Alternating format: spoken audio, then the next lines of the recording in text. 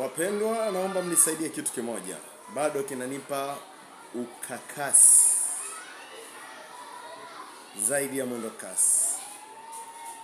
Kuna ule mfumo wa ujima wanasema kwamba dunia yote ilipitia na jamii yoyote ile duniani zilipitia mfumo wa ujima.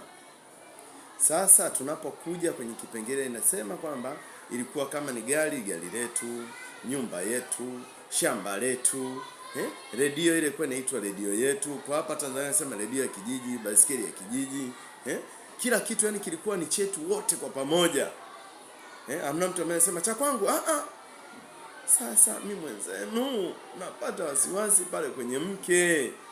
Kwenye mke ilikuwaje?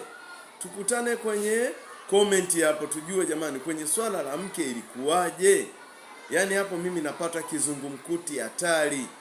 Kwenye swala la mke ilikuwaje? Naomba nipate komenti zenu kwa wingi.